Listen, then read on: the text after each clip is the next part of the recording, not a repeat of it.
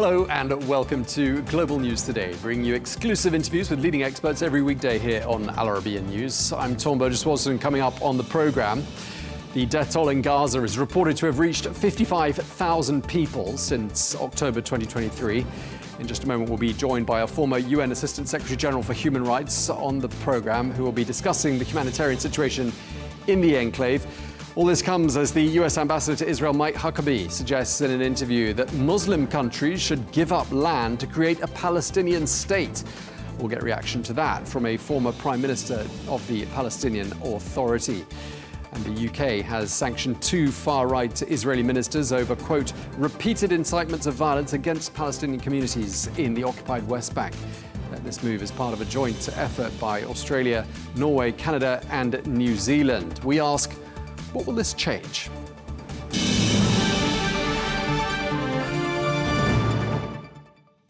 Hello and welcome to the programme. We begin with the latest from Gaza, where health officials say that more than 55,000 people have now been killed since October 2023.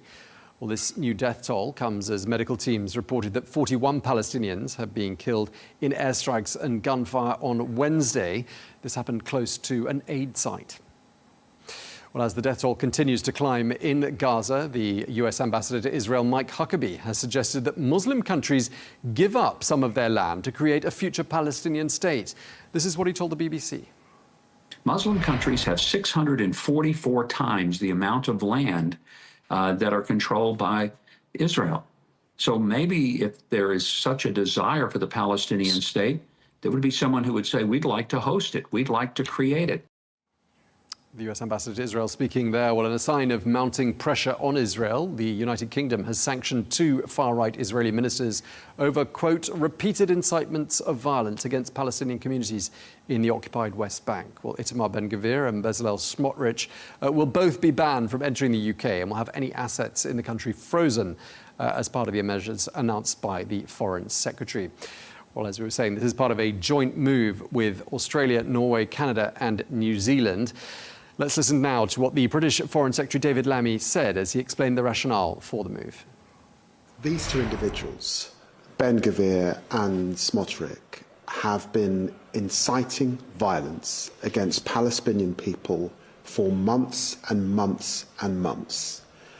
They have been encouraging egregious abuses of human rights. We have been raising this with the Israeli government both privately and publicly. We were raising it before we came to government, and indeed the last government raised it as an issue. And alongside our partners, Canada, Australia, New Zealand and Norway, today we are announcing sanctions against those individuals because we have been absolutely clear. This has to stop, and we stand for a two-state solution.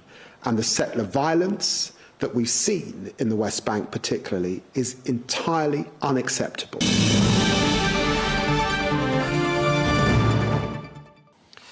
Well, let's bring into the conversation Andrew Gilmour, the former UN Assistant Secretary General for Human Rights and the CEO of the Berghoff Foundation. Thank you very much indeed for speaking to us once again here on Al Arabiya English. I'd like to start by asking you, the Palestinian death toll from the 20-month-long Israel-Hamas war has now passed the 55,000 mark. That was announced today by the Gaza Health Ministry. When the death toll in Gaza stood at about 20,000, which I believe was in February of last year, you said that Israel's killing of thousands of women and children in Gaza was probably the highest military kill rate since the Rwandan genocide. And I'm wondering, given that you are a historian, amongst other things, whether you'd revised your point of comparison. Is there another event other than the Rwandan genocide that you would now compare the situation to? Thank you very much. Well, first of all, I said that in February when what the Israelis have been doing in Gaza had lasted for 3 months. And at that rate, therefore, if it was 3 months, if it was 20,000 in 3 months, that is a faster ratio than what it is now. But it's interesting, when I made that point on the BBC, I did say, I'm not 100% sure I'm right, but I believe that led to quite a big response because any comparison to the numbers of the Rwandan genocide is, of course, it leads to fairly explosive reaction. But nobody came up with another event that could be equal that. Now, of course, the overall numbers of the Rwandan genocide were vastly higher than in Gaza. I mean, it was perhaps 800,000 people were killed in a few days, and of course, nothing in the Middle East has been has been at that speed. But the difference is, Rwanda took place at a time where there wasn't such modern communication. We weren't seeing the atrocities in real time. There were no mobile phones, there were no emails, there was no sort of body cams. I mean, there were all of these things. There were no drone.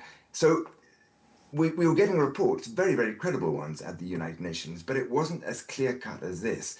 The killing here in Gaza is happening in our living rooms, effectively, day after day, and it's not stopping. And the fact that you compared the situation in Gaza to a genocide, and here we are, more than a year after you made those comments. I mean, does that mean that you would characterize what's happening in Gaza as a genocide as well? I mean, I'm not actually sure how useful it is to say that. What is absolutely indisputable is that Israel is committing, and has been committing since October 2023, a very, very wide range of war crimes, which are in the legal parlance known as violations of international humanitarian law. That seems to me indisputable. And in a way, it doesn't really matter to the victims whether they are the victims of a war crime or the victims of a genocide. So I don't particularly want to go into that. I mean, it looks very, very likely. And I think that it would be extremely hard for lawyers to say that it isn't genocide, but that there needs to be a proper investigation for that. But as I said, it's a slightly, it's not a particularly fruitful debate. If I may make one other comparison. In 1994, I was a very junior UN official in New York, and I was the note taker in the Security Council. And day after day, I reported to the Secretary General and other senior UN staff what their delegations were saying. And it's pretty embarrassing reading, because day after day, the American, French, and British ambassadors insisted that it wasn't genocide. Because, of course, had they admitted that it was genocide, they would have then been obliged under international law to take action to stop it, which they didn't want to do. So, of course, what happened? The killing went on. The genocide was declared later. Everybody said, frightfully sorry, so terribly sorry, and all that. But actually, they didn't really do much to stop it. And the great fear is that similarly the great powers, and not just those three powers and the permanent members of the Security Council, but regional powers in the Middle East too, what have they done really to stop this? Turning our eye back to the present day, some might say the international order, the UN, have failed Palestinian civilians, 55,000 of whom are dead, many thousand of whom don't have enough to eat and have lost loved ones who are injured. How has this been allowed to happen? It has been happening for decades. I first went to Gaza in 1983, and I've been following it very carefully ever since. Systematically, the world, and I must say, including the countries of the Middle East as well, they may occasionally say, or may often say, oh, it's terribly bad, we must do something, but what are they actually doing to put pressure on the countries that are giving full-on support? Right now, that is only one country, the United States, but until recently, the European countries were also giving support. Now the Europeans have backed off because the killing is too much even for them to accept that they can carry on supporting it. So there have now been some changes in the internal debate in European capitals. It's far too little, it's far too late, it's far too tokenistic, it's far too both sides-ish, but at least it is happening. Clearly, that is not happening with the administration of the United States. But there are countries of the Middle East, the rich oil-producing countries of the Middle East, do have influence in Washington. And are they using it? Because I can tell you the Americans don't think they're using it. The Americans do not feel under pressure from anywhere else in the world to really do something about this. When I say the Americans, I mean the US administration. And I feel that whereas it is absolutely scandalous that the European countries have been allowed to carry on saying, oh, we must, October the 7th justifies everything, which of course it doesn't justify everything. It was a terrible, terrible atrocity. And we all wish it hadn't happened. And it really was unspeakable what happened. But it does not justify what has been carried out ever since as a form of revenge for that. And the Europeans have gone on for it far too long, giving support for that. But I think many of us would love to see the countries of the Middle East, the Gulf countries in particular, using their massive financial muscle to say to the United States, this has to stop. Because they could stop it within a minute if the Americans wanted to. As Ronald Reagan did to Menachem Begin when they were bombing, the Israelis were bombing very badly Beirut in 1982. President Reagan called up Begin and it stopped. I'd like to pick up on something you said on X yesterday. You said the savagery with which Israel is punishing Gazan civilians is unprecedented. The shooting, the bombing, the evicting, the starving. So, you said, is the cravenness of its Western backers. Who are you aiming at there? Well, the Western backers, obviously the United States in first place, Germany in second, and other countries of the EU with some... I know Norway's not in the EU, but nevertheless, Norway has played a commendable role. So has Spain, Slovenia, and Belgium, and Ireland very much so. But generally, the other Western countries have gone along with this much too much. But X has a very limited number of letters. I would have also liked to have added, where is the Arab world in this? Other than telling on the television that it's awful and that it ought to stop. What about the British? What about the British government? I mean, the British government has just announced that it's going to sanction 2 Israeli ministers. What do you think about that, by the way? Do you think that was a sensible move? Yeah, I would say it's far too little, far too late. And why just those 2 ministers? As if they're the only 2 guys. And I mean, I support what they're doing, the British. And by the way, if I didn't mention them, that was an oversight, I would certainly have included them in the countries that I would say have been craven. And where it is just simply, it is judged as politically impossible to take a strong line. What I support about the British in this instance is that they are worried about the West Bank, and they are right to be worried about West Bank, because I think, and most of us think, that the West Bank is next in the Israeli sights. And by going for Smotrich and Ben Gvir, as the British and several other countries did yesterday, I think that is sending a signal that they're getting worried about what's in store for the West Bank. Is it going to be the same starvation, the same bombardment, the same mass expulsion that is being talked about for Gaza, and which we think could be in store for the West Bank as well? Clearly, the United States doesn't agree with what the British have done by sanctioning those 2 ministers. The US Secretary of State Marco Rubio condemned it. And I'm just wondering whether you think perhaps we're looking at the beginnings of a growing rift between the US and its traditional allies with regards to the future of Gaza and the treatment of the Palestinian people. No, I think, as you're aware, there is a lot of very credible talk of a rift between the United States and its European allies on Ukraine and on many other matters, including European values and what has generally been thought to be Western values and human rights. I don't think that there's going to be a major rift on Gaza on this. Sure, that they because the United States is so in bed with the most extreme elements of Israeli society, that they will condemn any European attempt to sanction even the most extreme of the extreme, as Ben Gvir and Smotrich are.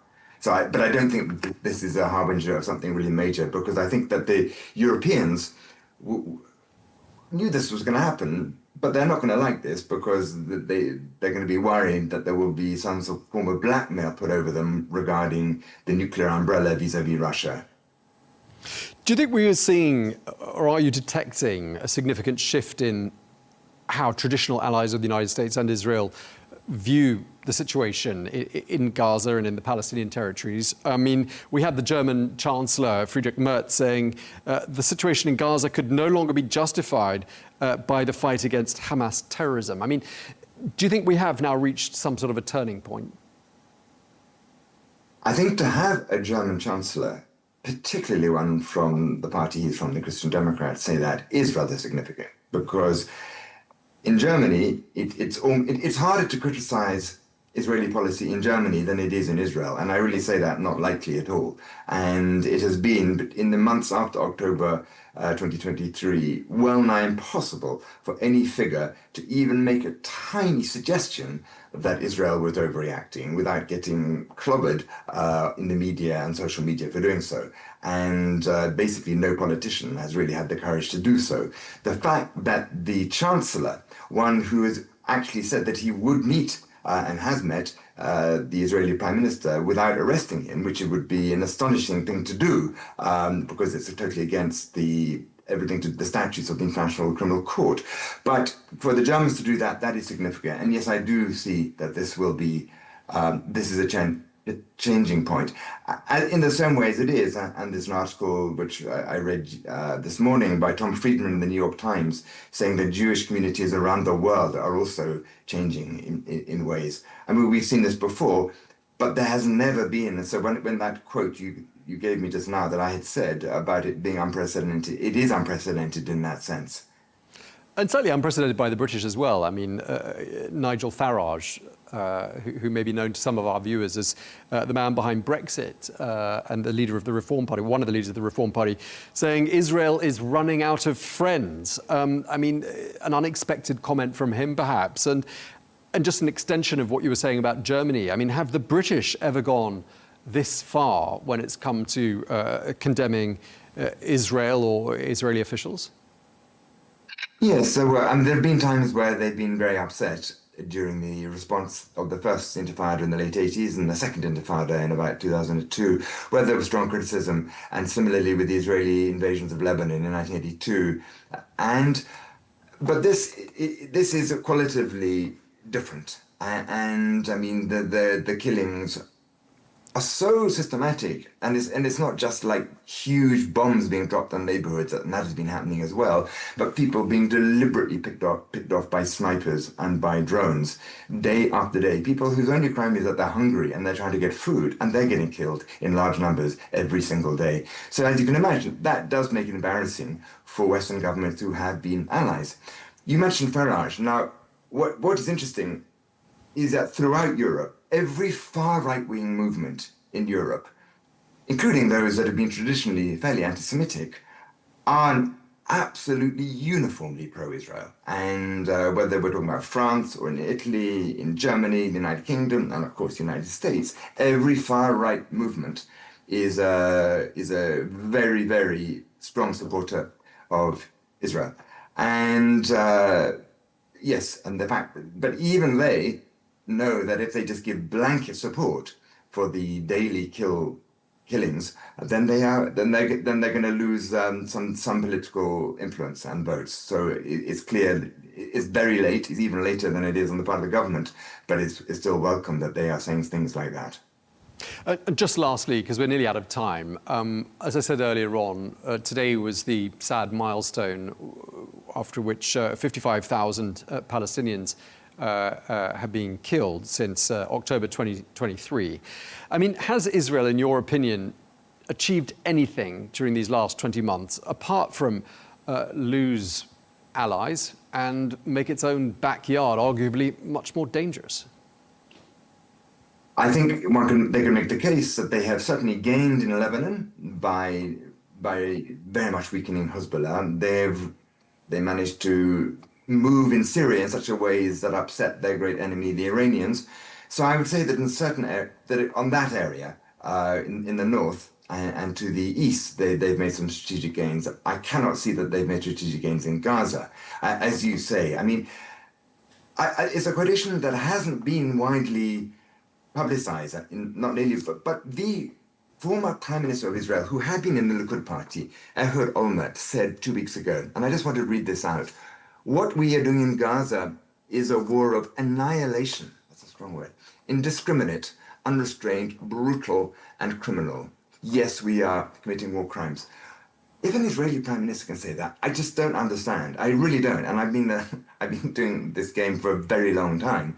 I've 30 years in the UN and many other jobs as well. I still don't quite understand why Western countries can't be brave enough to go even as far as a former right-wing Israeli Prime Minister in criticizing what's going on. Okay, well, that's where we're going to have to wrap up. But we thank you very much indeed for taking the time to speak to us once again. Andrew Gilmour, former UN Assistant Secretary General for Human Rights. Thank you for your time. Thank you.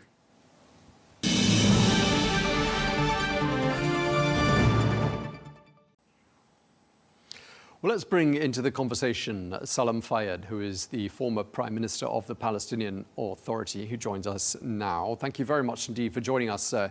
I'd like to start by asking you for your response to the latest comments made by the US Ambassador to Israel, Mike Huckabee, who has suggested that a two-state solution is not really one of Washington's policy goals right now. And he's also floated this idea of somehow carving out a state for Palestinians using territory from existing Muslim countries. What do you make of that? There are two parts to, first of all, thank you for having me on. There are two parts of the question. I'll begin with the latter part in reference to what the ambassador had to say about Arab Muslim countries carving out space for Palestinian state, and then move on to where Washington is on this important question. Mr. Huckabee, from all I know about him and his background, has long been in a space of delusion, maybe even lunacy, that is heavily populated by idiotic ideologues who believe that we Palestinians are an invented people. So in a way, of course, what he had to say about this in terms of carving out a space in Arab Muslim countries for Palestinian state is ludicrous, but it's not surprising given that particular background.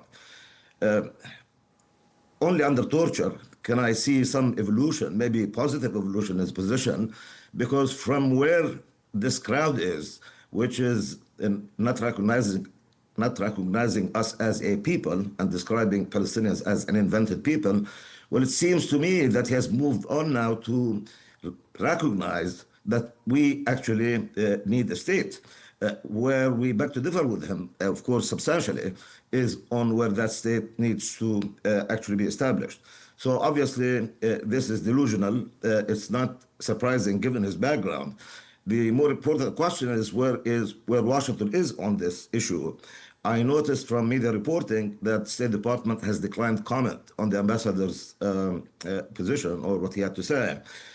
Ambassadors are known for many things, but the one thing that is constant about what ambassadors are supposed to be and do is to project the position of their own governments. So I hope that the State Department will go beyond declining comment and reaffirm a position or state a position with clarity as to where it really actually stands on the question of Palestinian statehood.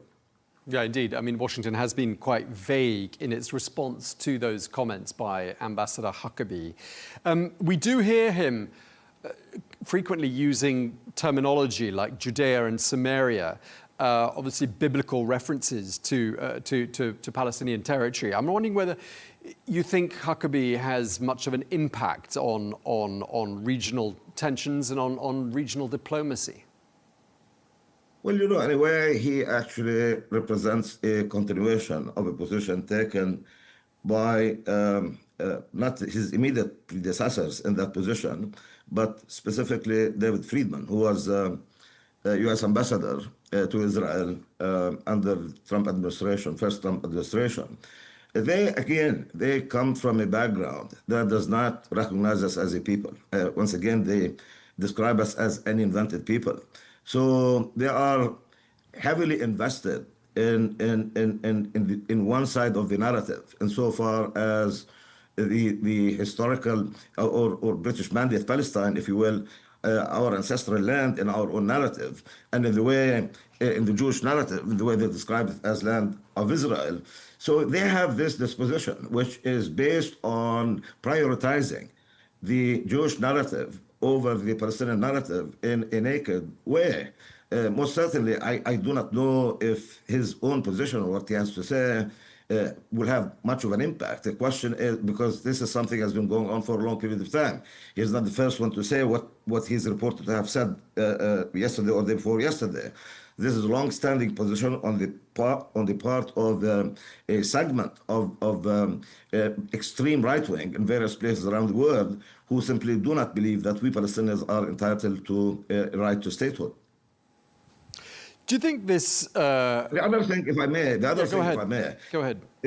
I would like to say, I mean, the one obvious problem with this is in addition to it being unprincipled, totally flawed, is how is he going to deal with the expected that we Palestinians reject that and Arab and Muslim countries reject that as well. So this is something I don't know. Certainly, he'd be well advised to actually not add kerosene to the fire. There are bad issues. The situation is very difficult as it is, and I think if I were him, I would heed my own advice. He has been for long a spokesman for an advocate for good night's sleep. I think he should heed his own advice on this. Okay, and I just want to ask you whether you think comments like his and no condemnation at any rate at this stage from Washington, does that draw into question the US's role as an honest broker in the peace process? Look, it's very clear that what he has said is on principle wrong. It's not only wrong-headed, but it's wrong. And most certainly one would expect more from the administration than declining a comment by State Department. To the extent that the United States is to play a role in moving things forward, it is absolutely important for the United States to affirm its position on the question of Palestinian statehood, a state on the territory Israel occupied in 1967. And a good way to begin that process is by having our right, Palestinians' right to a sovereign state on the territory Israel occupied in 1967, enshrined in UN Security Council resolution. That would be a very important step. If you do that, then I think this would bring to an end all of this jargon, all of this statements to the effect that, well, maybe if after all Palestinians are to have a state, they should look for somewhere else to have it. That's just simply not going to happen. Let's talk about one of the other key developments in the last 24 hours, which is the decision by 5 countries, amongst them the UK, to impose sanctions on 2 Israeli ministers. How unprecedented is that? It's, whether or not it's unprecedented, I do not know for sure. I cannot really comment on that. What I can tell you, it's long overdue. For sure, it's long overdue. These are elements of a government that has been following international law right, left, and center. And it's about time, actually, that accountability is established and exercised. For sure, statements are not enough. International conferences, paying lip service to the need for Palestinians to have a state, continuing to talk about like a 2-state solution, the abstract, without being specific on what needs to happen in order for that state to come into being. That's just not really going to help matters. And for sure, statements of this kind or positions of the kind espoused by the entire Israeli cabinet, and not only by these 2 ministers, I think it's about time for there to be accountability at the international level, for certain. So whether or not they're unprecedented, I do not know for sure, but I can tell you long overdue. Does it look and sound to you like a turning point? That remains to be seen, for sure. And oftentimes, it's what happens after governments take a position of the kind that you have just described. What they do afterwards is important, because oftentimes we hear statements. For example, take what has been said about the world being kind of fed up with the war continuing to go on in Gaza, war of annihilation, and the way it has been going on, prosecuted by Israel. And with that having been translated on, let's just get together and affirm commitment to 2-state solution and recognition of Palestinian state and all of that sort of thing. And now it's really has morphed into a conversation about a roadmap to recognition of statehood. Look, none of this is concrete enough. Even recognition of State of Palestine by itself, in the way that has happened so far in recent years, beginning in 2011 and 2012, although symbolically it's very important, but it's really about not much of anything. And what happens in the aftermath of making statements and staking out positions of the kind that I've just described is for there to be overcompensation. Look at what Israel is doing, in addition, of course, to what's going on in Gaza, in the West Bank, and legalization of quote-unquote illegal settlements, etc. There are a lot of things that need to be fixed concretely, and I hope that those positions actually will be adhered to and will not end up being something I just said, with countries then bending backward and forward, trying to really find a way to compensate, maybe even overcompensate. The path forward is clear. I think it's about time that there is accountability. It's about time for positions about Palestinian statehood to be translated to concrete actions and meaningful diplomatic activity. This whole thing about recognition of state of Palestine. If my count is correct, we have now 146 countries that recognize state of Palestine. The question I have, maybe more, but let's just say 146. But how much is this going? What is the difference? What is going to really happen if instead of 146 we have 148, 150? I'm not here to belittle the significance symbolically of countries recognizing the state of Palestine, but I ask, where is that? Since we have embarked on this path back in 2011, I need for someone to tell me over the past 13 years, 14 years, whether or not the reality of the Israeli occupation of the territory Israel occupied in 1967 is not more deeply entrenched today than it was then. So this is really not that serious. What is really important is to begin a political process anchored on having our right to a sovereign state on the full territory Israel occupied in 1967, enshrined in the UN Security Council resolution. If there is seriousness about this issue, I think this would be a very important first step to take in that direction.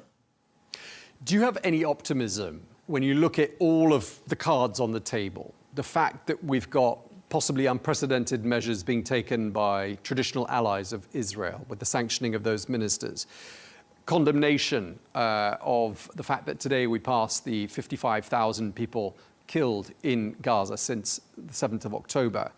When you look at the fact that there is a new administration in Washington that has a different way of doing things, a different approach to old problems, do you have any optimism that perhaps through this tragedy there could ultimately be some sort of a solution that ends up being the creation of a Palestinian state? Do you have that sense of optimism? Well, first things first. First, let's see the war come to an end. That's the utmost priority for the suffering and misery and the annihilation that's going on in Gaza to come to a complete halt. That's a concrete step, and it's something that needs to happen.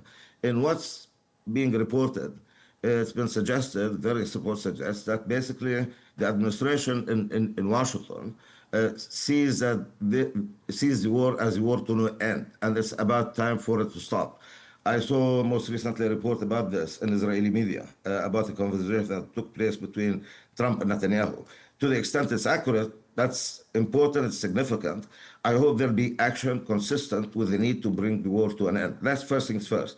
I would caution against kind of really moving from there to all of a sudden suggesting that, well, the end is near in so far as our struggle for freedom is concerned.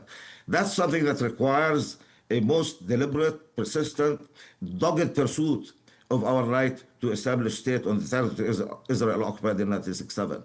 That's a long journey. That requires a lot of investment, first and foremost, on our part, because that's first and foremost a Palestinian responsibility before it is an American responsibility or an international community responsibility. The international community has a moral obligation to assist in bringing this conflict to an end in a way that actually sees come to fruition the emergence of a sovereign Palestinian state on the territory Israel occupied in 1967. That's important, but the heavy lifting in all of this begins with us Palestinians. We must assume full agency in the act of our own liberation. That's most important, beginning with unifying our own polity. A divided house cannot stand. It won't stand. We can't really move forward. So I caution against any euphoria derived from maybe some statements made here and there about possible recognition of the state of Palestine in the way that I described, or maybe beginning to see a little bit of daylight between the position of the United States and that of Israel on the question of war and its continuing. All of that is significant, but I caution against jumping from that to all of a sudden beginning to talk about, well, let's just move on and throw a switch on that Palestinian state in order for it to come into being. That's just not going to happen. It's not realistic. There are a lot of requirements, but they begin by a serious pursuit on our part of statehood, if that is really what we want, if that is what our national project is about. The requirements for that are clear. They begin with us. We need the assistance and the support of the international community in this, but it really begins with us, and most of the responsibility toward that end actually resides with us Palestinians. That's how I see it. Just lastly, Mr. Fayyad, and then we're out of time. I want to ask you, because exactly a year ago, you wrote a piece in Foreign Affairs magazine, and you mentioned the, quote, calamitous loss of life, the untold destruction and misery the conflict has wrought. Here we are, 20 months into this conflict. As I said to you a moment ago, we've just passed the 55,000 killed in Gaza milestone. How does it make you feel that here we are a year on from when you wrote that piece and the suffering has only got worse? Yeah, more than devastating, of course, and most certainly not enough, if much of anything, was done about moving toward bringing the war to an end sooner rather than later. I argued in that piece, if you are referring to something I wrote in October of 2023, because subsequently in June of last year, after former President Biden floated his plan for bringing the war to an end, I wrote another piece, the same spirit, essentially in terms of what needed to happen. I thought it absolutely important for the war to be brought to an end virtually immediately, shortly after it started. I saw it as a war to no end relative to the objectives stated by the government of Israel. It's a war of retribution and restoration. Insofar as restoration is concerned, by that I mean deterrence. Leaving that aside, but if it's about retribution, how much is too much? It is very clear that most of the world, including Israel, see that this war has gone way too far relative to the goal of retribution on the part of the government of Israel. So it's overdue. It's something that needs to happen. It's devastating that the war is still going on, more so, as a matter of fact, that people's need for basic essentials, apart from, of course, saving themselves from the bullets and the bombs and bombardment and all, now looking for something to eat in the process of really getting to those distribution locations for them to get killed doing it. I mean, this is really an unprecedented disaster, or something that requires a serious effort to bring the war to an end. It's way overdue, and I think insofar as we are concerned, and I always maintain that we have to shoulder our own responsibility toward that end. From the very beginning, I thought it absolutely important for the Palestinian polity, the Palestinian leadership, to move in the direction of ending the political fragmentation in our landscape. And about a year ago, little less than a year ago, little less than a year ago, all Palestinian factions meeting in Beijing agreed to a platform that would have been adequate to establish unity. And once again, we can't really move forward with a divided house. We must end this fragmentation. It can be ended. This is a good starting point, and it by far beats anything, this chasing of a mirage, going to international conference here and there, seeking a recognition or pathway to recognition of what is now and so far has been sadly nothing more than political fiction, not only delusion, but fiction. Where is that state of Palestine for which we're really seeking recognition? What we need, once again, is recognition of our right to it on the territory Israel occupied in 1967 in its entirety, enshrined in UN Security Council resolutions. If that position is adopted, that's only when I begin to believe that there is seriousness about moving forward. Okay, well, we're going to have to leave it there because we're out of time, but we really appreciate you speaking to us. Salam Fayyad, the former Prime Minister of the Palestinian Authority. Thank you very much for speaking to Al Arabiya English. Thank you, Tom. Thank you.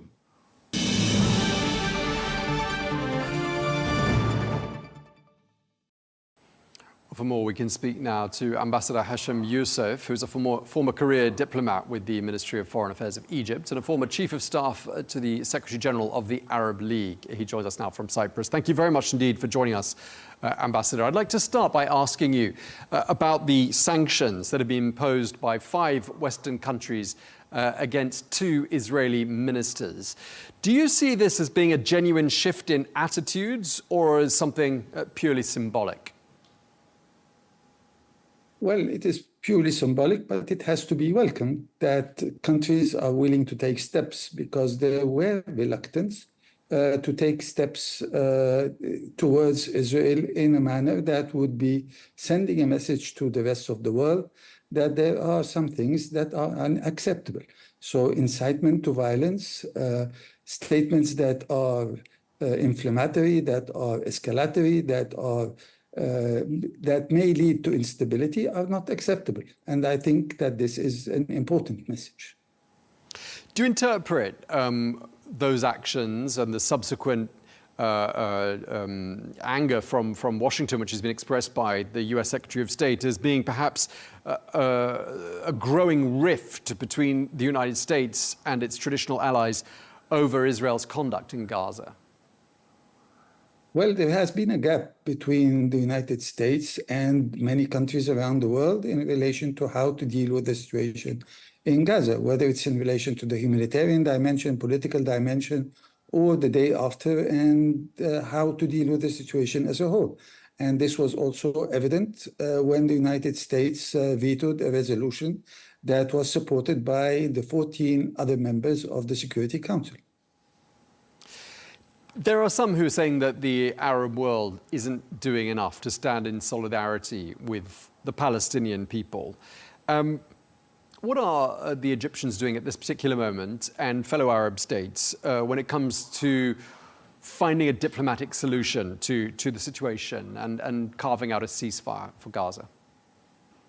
Well, I have to admit that I agree with this statement that they're not doing enough. Whether it's the Arab world, the international community, or international organizations, everybody should be doing more. And the reason why I'm saying that is that what we are seeing in relation to the destruction, in relation to the killing of people, in relation to having blockade over sending humanitarian assistance for over 70 days, and the world said nothing about it. Of course, the Arab world should have done much more, and including my country, Egypt, including the whole Arab world, including the international community as a whole. This is unacceptable.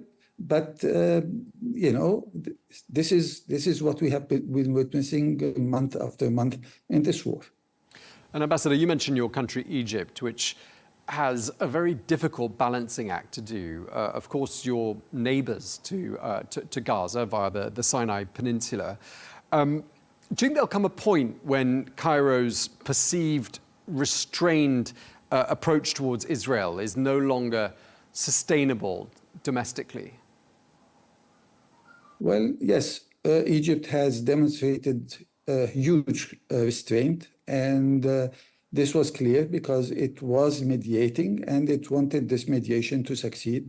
It wanted to be a bridge to allow humanitarian assistance in, and this was the case for as long as it was possible until Israel controlled the Philadelphia corridor and demolished the whole Rafah crossing on the Palestinian side, and Egypt had to close the Rafah on the Egyptian side. And Karem Abu Salim became the only route where humanitarian assistance can go in as far as the Egyptian border is concerned.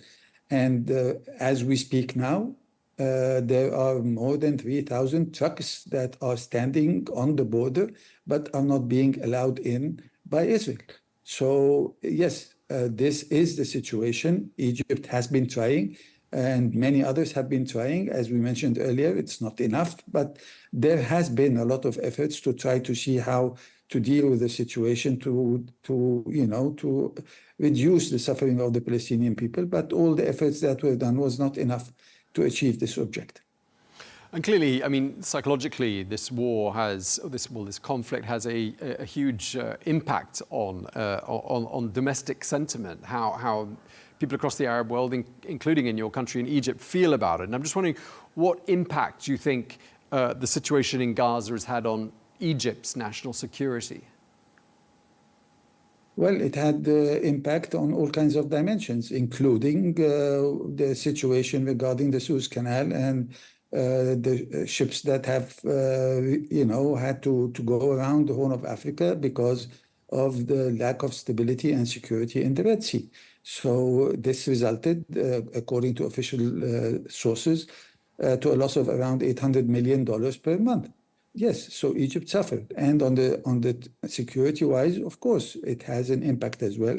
And public opinion in Egypt, in the Arab world, and you can see demonstrations in different places around the world, expressing their dissatisfaction with how the situation is dealt with by the whole system, international system. So we are witnessing that. We have been witnessing that day in and day out. And the situation remains unchanged. And partly this is also a result of the support that is given by the United States to Israel in order to continue this war after a ceasefire was reached in January, in which this administration took credit for. So despite this happening, the war resumed without a justified reason. And, innocent Palestinians have been and continuing to pay the price for these policies. We speak to people in Israel, people in the government, former members of the government, commentators who say, why don't Gaza's neighbors take the people in, the 2 million people who are on the brink of starvation at this point? They say that about Egypt, they say that about Jordan, because of course those two countries have been singled out by President Trump as perhaps being countries that could take in the people of Gaza. What do you say to that? Well, I think Egypt has responded to this issue many, many times since the war started, because there has been calls for mass displacement of Palestinians to Sinai throughout this period. And there was an idea by President Trump to establish a Riviera in Gaza and also ask all the Palestinians to leave Gaza in order for somebody to rebuild it, and then be selective in who they allow in again and so on, and give some parts to different countries to build them and so on. So this idea has been floating from day one, since the war, that we want to shift the burden of Gaza to Egypt and shift the burden of the West Bank to Jordan, and that this would make Israel much more comfortable and dealing with this issue, rather than thinking of what is supposed to take place, which is ending occupation in accordance to international law and establishing a Palestinian state, and also in accordance to international law, in order for this situation to end once and for all. But Israel is not willing to consider any concessions to the Palestinians, because they feel that they are strong and they are supported, and nobody is able to put pressure to bear on them in order to make any meaningful concession in this regard. But Ambassador, I mean, the pictures that we see out of Gaza are progressively upsetting to look at. You know, people we've spoken to there say that everyone, on average, has lost somewhere around 10, 15 kilos in weight. Obviously, on a child, that's extremely significant, a considerable loss of weight amongst children. Malnutrition is rife, on the brink of famine.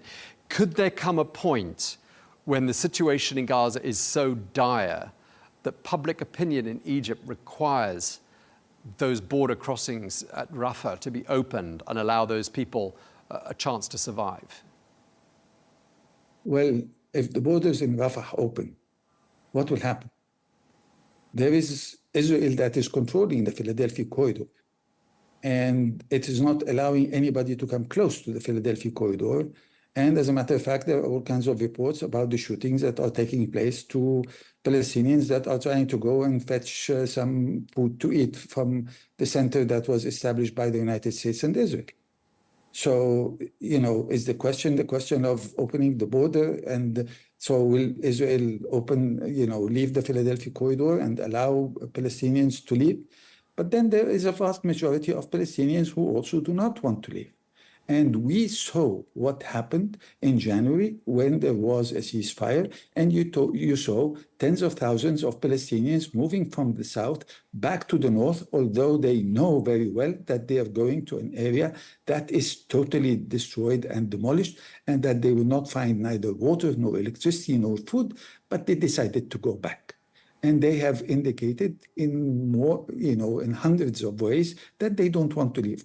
Do some people want to leave? Of course, there would be some people who want to leave because they feel desperate. And my problem as well is that I am confident that Israel will not allow Gaza to be reconstructed. They will make all kinds of obstacles in order to prevent reconstruction material to enter into Gaza. Just like what happened in 2014 with the Gaza reconstruction mechanism and so on. And just like what is happening today and being reported by all kinds of humanitarian institutions that are saying that Israel is preventing all kinds of things that are used for medical purposes or for any other, normal day-to-day life needs, and are being prevented from entering Gaza because Israel is saying just simply, no, we will not allow this in, whatever it is. And many trucks that were supposed to go to help Palestinians came back because of objections to one box or another containing one thing or another, just as an excuse to prevent humanitarian assistance from going into Gaza. So sadly, this situation continues. And I think even when the war stops, the situation will be much worse, because I don't think that Israel would allow reconstruction to take place, because they want to use this also as a leverage to push Palestinians out of Gaza and to leave because they feel that this would make the situation better from their perspective. Okay, we're going to have to leave it there because we're out of time, but really appreciate you taking the time to share that with us. Ambassador Hesham Youssef, thank you very much indeed. Thank you, Tom. Bye-bye.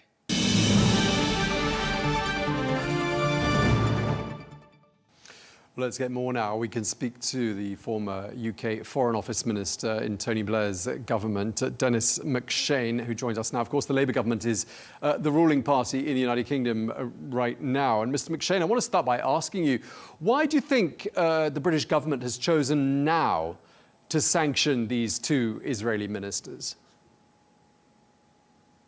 Firstly, because what we're seeing out of Gaza is intolerable. I'm a strong supporter of Israel. I've written books to defend Israel, the right of Jewish people to live in peace, though I'm not Jewish myself. But you don't declare war on women and children. That just isn't acceptable. You don't say you're going to depopulate a territory lived in by Palestinians for hundreds of years. And actually, it's not just Britain. It's Canada, it's Australia, it's New Zealand, it's Norway. If I may say so, Canada, New Zealand, Norway, these are beige countries. They're not warrior countries. They don't throw their weight around. They haven't got much weight to throw around. But they do believe in international rule of law. And it's quite clear these two ministers have overstepped the mark. Yeah, of course, we're talking about Ben-Gvir and Smotrich, and I'm just wondering whether you think these sanctions are more symbolic than anything else, or do you think they will go on to have serious consequences? One would like to think so, but 6 prime ministers, British prime ministers in my lifetime, have sanctioned Israel one way or another. Margaret Thatcher, who was very, very pro-Israeli, suspended arms sales because of the atrocious behavior of the Israeli army in Lebanon, 20,000 civilians being killed, and outrage across the world. So she simply suspended arms sales. And frankly, if you look at what happened in Lebanon, did it stop the resurrection or the new arrival of Hezbollah? No. All the top Hamas leaders, as far as we can see, they were boasting about the #1 guy being killed the other day. So why are they continuing to slaughter women and children? Do you envisage the British government expanding these measures, these sorts of sanctions, if the violent rhetoric and the actions of the Israeli government continue in the Palestinian territories? Well, let's be quite clear. The two guys, Mr. Smotrich and Ben Gvir, who've been sanctioned, are out there on the far, far, far right. We have a problem in Europe with far right extremist countries. I'm speaking to you from Greece, where 3 members of parliament have just been removed by a court order. They were neo-Nazis. We've got a problem in Europe now with the return of the extreme nationalist right. But of course, Mr. Smotrich, for example, claims he's a religious leader. Well, in my limited experience, well, it goes back a few decades, it's always when a man says, I'm doing my politics in the name of God, get down, duck for cover.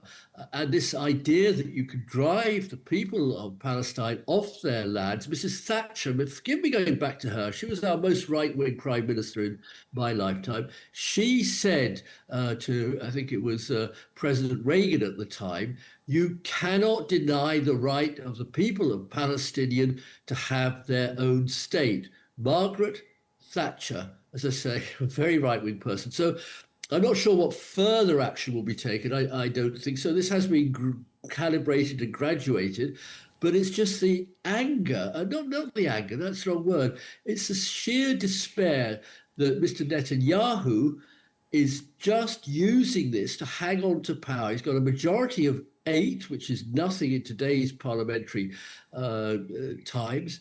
Majority of 8, he's supported by these two guys. They are not doing it in the interests of Israel. They're doing it in the interests of their own private ideology and their belief that God is talking to them and telling them that they must kill Palestinians and drive them off their lands. Israel has reacted very angrily to what the UK has done. So has the United States, and we'll come on to that in a minute. But Israel calling this outrageous, and obviously we're not talking about the whole of Israel, we're talking about the foreign ministry and spokespeople for that ministry. They're also talking about some retaliatory measures that they will discuss in their own timing, perhaps sometime next week. I mean, what might they have in store, do you think, for the UK? To be perfectly honest, I have no idea, because I track, obviously, the protest movements. I don't take part in them myself. I did take part in one that was a joint Muslim and Jewish one a couple of years ago. And the plain fact is, a lot of this problem could stop overnight if Hamas released the hostages and dissolved itself. I mean, Hamas, and I think you'll find most of the governments surrounding Israel in the Arab world completely agree, Hamas is a dreadful obstacle to peace. I mean, they do have a tradition of killing Israelis, killing Jews, which, if I were Jewish and I was living in Israel, that would frighten me rigid. I would be fearful and wanting very strong action against them. Now, what retaliatory action Israel can take, I really don't know, because I think, I won't say the majority, I'm not that closely in touch, but an awful lot of the people running the protests against Netanyahu and these two gentlemen are British Jews. Michael Levy, one of our most prominent Jews, Lord Michael Levy, was on the BBC, I think 2 weeks ago, saying what Netanyahu is doing is unacceptable. And it's dreadfully painful to me, he said, as a Jew, to even try and begin defending it. So I'm not quite sure exactly what. Maybe Israel won't participate in the Eurovision Song Contest. That means Britain doesn't always come last. I don't know. Well, that's one possibility. Do you think the UK is setting itself up now for a diplomatic rift with the US? And I say that because, of course, the US Secretary of State Marco Rubio has come out very strongly in rebuking the UK and the other countries that have sanctioned those two ministers. What do you think? Look, Mr. Rubio and his boss, the president, have declared a trade war on Britain, Canada, Norway, Australia. They've done more with Canada. Mr. Trump still says it should accept to become part of the United States, a bit like President Putin says Ukraine should accept to become part of Russia. And we've got some pretty odd people in top positions in the world, in the Kremlin, in the White House, in the State Department, in the Russian Foreign Ministry, saying some pretty crazy things right now. So there'll be a row. I mean, obviously, Mr. Trump now, since his economic policies don't seem to be gaining any traction or really working in America. I just saw a Tesla in the streets here in Athens half an hour ago. I'm just wondering how long before that car disappears and poor old Elon Musk has to go out and earn a living. So I think that don't know what Israel really can do, and this will settle down, die down. In the end, it's up to the Israeli parliament to decide, do we want in our midst these two men who incite violence? I mean, no parliamentarian, however angry he or she is, should be invoking or appealing to people to commit violent crimes. Isn't that one lesson we've learned? We had to learn it with the IRA and Protestant supremacists. We learned it in other parts of the world. Inciting violence, driving people off the land that they live in, killing girls, boys, and women, mothers and grannies. It's just, sorry, it's intolerable. But just going back to the relations between London and Washington at this particular moment, and with this issue of the sanctions on those Israeli ministers in the background, I mean, is this risky for the UK, given what you were saying earlier as well about trade talks are currently actually happening right now between the UK and the US? I mean, do you think the Prime Minister's made a miscalculation here? I don't think so. The one thing you can say about Keir Starmer, he calculates, recalculates, double calculates, comes to a decision, weighs all the problems. Sometimes he gets decisions wrong, but this is actually only the next step. We've already sanctioned Israel in terms of arms sales and other issues, other condemnatory motions in the United Nations. The democratic world is not ready to accept every night on its screen young Arab Palestinians, as I said, boys, girls, women, grandfathers, grandmothers dying or in total misery. So, I mean, there's a trade discussion going on between every country and Donald Trump. I understand maybe breaking news in the Arab world, breaking news here in Europe, that Donald Trump has just reversed his position on the tariffs he was imposing on Chinese goods. So that might happen, but equally, Donald Trump has increased the price of every single British car, Jaguars, Land Rovers, the popular cars that Americans like to buy, as part of his trade war against Britain. And frankly, falling over and kneeling before Donald Trump doesn't really seem to have worked. Mark Carney, the Prime Minister of Canada, just said to him in his face, "Mr. President, Canada is not for sale." And every Canadian cheered, and every member of the Commonwealth cheered, and every European cheered that Donald Trump finally had somebody in the White House telling him the truth. So being on your knees to Donald Trump, frankly, is not, I think, a policy that's worth pursuing. And just pivoting back to those two Israeli ministers, just as we sort of bring our conversation to a close, I wonder whether you think perhaps there's an argument that sanctions against those two men could actually strengthen far-right factions in Israel who might portray those two men as somehow being martyrs. What do you think?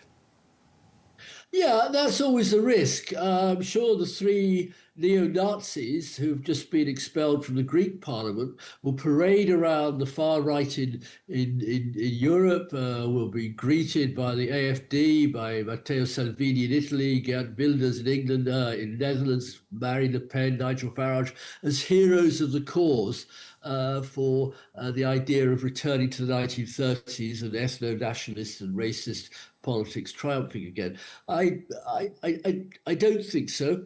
I assume Israeli parliamentarians are like any parliamentarian. I was one for a good 2 decades. You want, in the end, to move to a solution that is a solution. And Mr. Netanyahu is just keeping this war on the Palestinian people alive. As I say, he's gained, surely. I mean, don't think any terrorist outfit has had so many of its top people knocked off as Hamas has suffered in the last year or two. He's gained so much. Now he's got to start rebuilding peace, because you can't lead a country the size of Israel in a state of permanent war, permanent ethnic cleansing, permanent killing of the people who live in share the same territory, the same land that the Jewish people of Israel live in. Okay, well, we're going to have to leave it there because we're out of time, but really appreciate you taking the time to speak to us. Denis MacShane, thank you very much indeed. Thank you. My pleasure.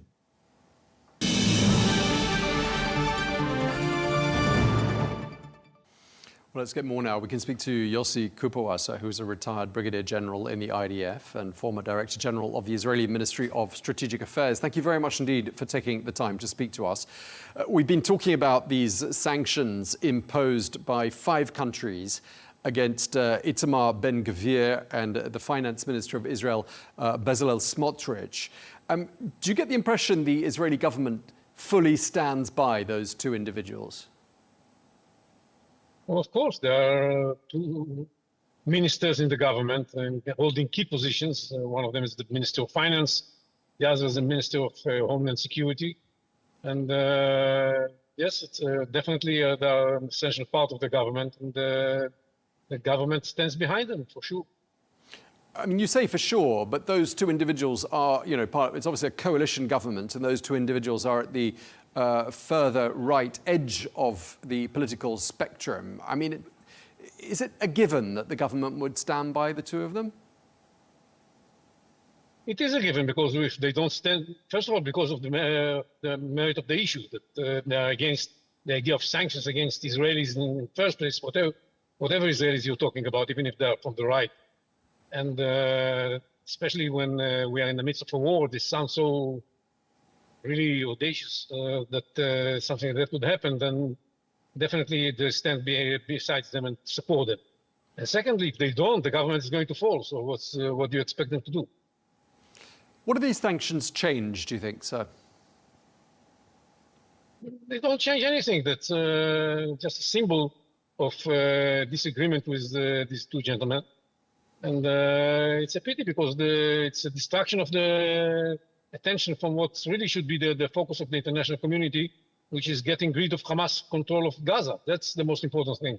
If we want to get a solution here, the international community should press Hamas to disarm itself and release the hostages. That's the most important thing in order to reach a ceasefire and an end to the atrocities in Gaza. You say that's the most important thing, but the most important thing for many people around the world is the fact that today we passed the 55,000 people milestone, people killed in Gaza, some admittedly not civilians, some of those people very likely to have been militants as well. And this has been going on for 20 months. And I think, perhaps that's become, hasn't it, the most important thing to people around the world? That's the most, even if this is the most important thing, and it isn't a very important thing, the best way to put an end to that is for Hamas to disarm themselves and to leave Gaza and to release the hostages. This is going to bring about the end of the hostilities, and it will be the best solution for the people of Gaza as well. As you see, the more and more people in Gaza are now coming out against Hamas, because they know that their plight is because of Hamas. Nobody else was interested in causing them that damage. And, on the 6th of October 2023, everything was calm. We didn't initiate any war. We were looking for a way to help the Gazans. We were ready to give them more and more working permits in Israel. And Hamas decided that this is the appropriate time to carry out a very horrendous attack against us, kill 1,200 Israelis, kidnap 250. That was their initiative, and they should have known that there was going to be a retaliation. And the retaliation was, the response was against them first and foremost, but they hide behind the civilians. We see them hiding underneath hospitals, inside schools.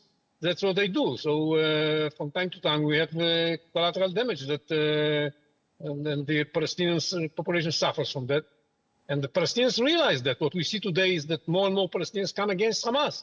We see the Yasser Abu Shabab faction in southern Gaza getting rid of Hamas and forming their own control of the territory where they reside. And this is what we're witnessing now. And I think that this is a message to Hamas.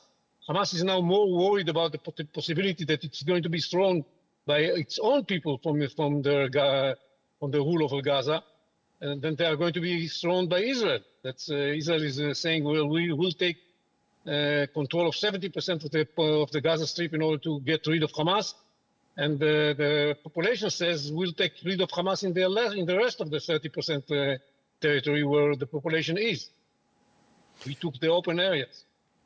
Going back to the sanctions, Israel says it's going to respond to what the British and the other 4 countries have done. What sort of a response do you think Israel might have in mind? No, I don't know. I really don't know what we plan to do against as a response. But I don't know. It's well, they'll probably find some way of responding. I don't think this is important. The important thing is that we are distracting the attention of everybody from the real thing, which is to find a solution that does not include Hamas in Gaza. That's the most important thing. And releasing the hostages, that's the most important thing. And this entire issue of the sanctions and speaking about the Palestinian state and all these issues are giving prizes for Hamas for the terrible terror attack that they carried out instead of punishing them. That's unbelievable. Do you think these measures, and I wonder how this is seen in Israel, is this seen as perhaps a changing stance by traditional allies in the West? I mean, do you think people feel there is a wider shift in support for Israel compared to, let's say, a year or 2 ago? Well, it's hard to say at this point. I mean, it may indicate that there's a beginning of a shift against Israel within the countries that were friendly to Israel. But it's too early, I think, to say so. That's definitely indicates that there are reasons in their minds, in the minds of those countries, to criticize Smotrich and Ben-Gvir because they are far right and they don't like it and they want to be standing next to the Palestinian cause. But it's ridiculous because the Palestinians are those who carry out the terror attacks. The Palestinians are those who threaten the stability in the Middle East. The Palestinians are those who, if they win and Hamas stays in power, they are going to take it as a sign that the power is in their hands, and they are going to try to carry out terror attacks around their supporters. The Islamists are going to take it as a sign that they should go on and carry out terror attacks against the West. That's an attempt to appease the Palestinians and appease the radical Islamists. Is making no sense. It's going to be interpreted as a sign of weakness, and that's what everybody should worry about.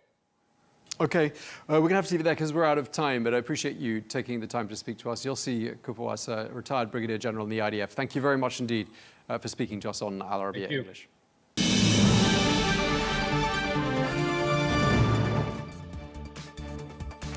Well, that is all we have time for on Global News today. Thank you very much indeed for watching. Be sure to join us again tomorrow for more exclusive interviews. Until then, bye-bye.